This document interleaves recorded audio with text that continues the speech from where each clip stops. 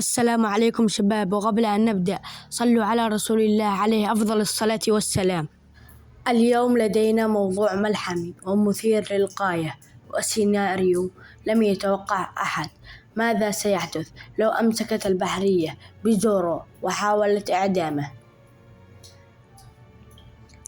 نحن نتحدث عن واحدة من أعظم اللحظات التي قد تهز عالم ون بيس. هذا المقطع سيكون مقسما إلى 3 خطوات رئيسية. الخطوة الأولى: كيف تمكنت البحرية من القبض على زورو؟ الخطوة الثانية: من هي الشخصية التي ستتحرك لإنقاذه؟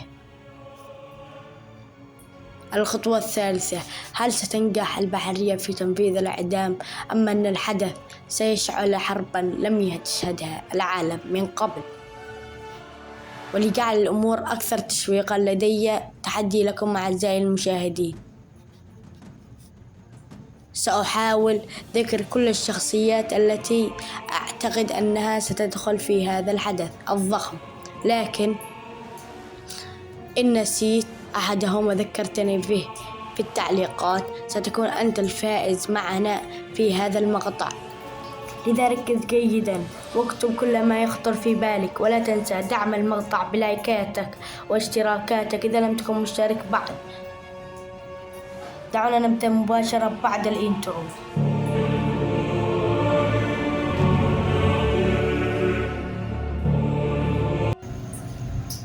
كيف تمكنت البحرية من القبض على زورو؟ هناك طريقتين، الطريقة السهلة والطريقة الصعبة. نبدأ بالطريقة السهلة. في جزيرة الإيج هيد، الجزيرة التي أصبحت مركزا للأحداث خلال مغامرة الطاقم، هناك يظهر السريفم بقدرة كوما. السريفم يستخدم مهارته الشهيرة صدفة كوما لينتقل زورو بعيدا عن الطاقم. زورو يجد نفسه وحيدا ومحاصرا، وهناك تظهر البحرية، وأكاينو يرسل أحد الأدميرالات مثل كيزارو أو فيجيتورا لتولي المهمة.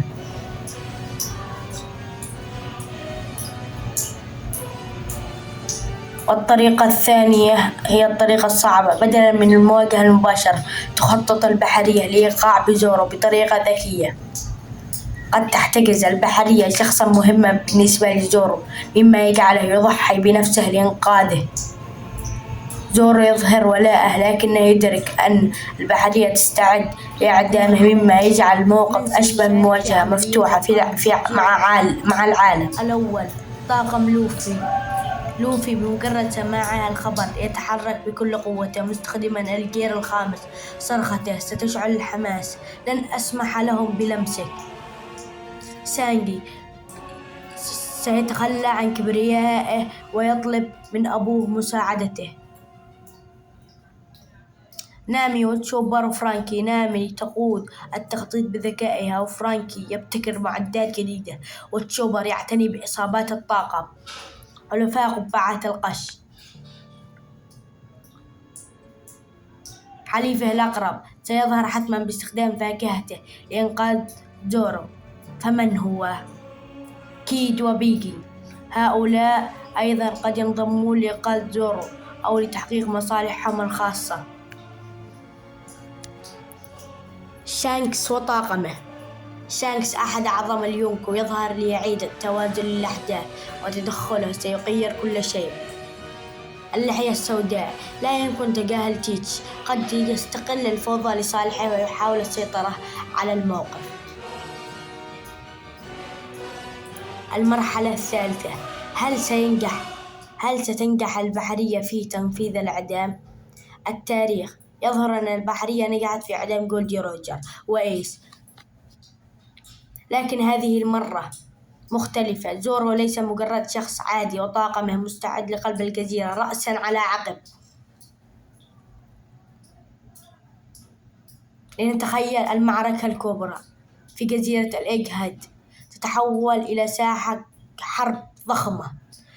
البحرية تحشد السريفم، الأدميرالات وقوة SCP-0. طاقم قبعة القش وحلفائه يقاتلون بشجاعة لإنقاذ زورو. والآن يأتي دورك يا عزيزي المشاهد. إذا كنت تعتقد أن هناك شخصية قد تتدخل ولم أذكرها فاكتبها في التعليق. إذا كنت محقا ستكون الفائز معنا في هذا المقطع. لا تنسى تفجير المقطع باللايكات قوية والاشتراك في قناة إنمي رو.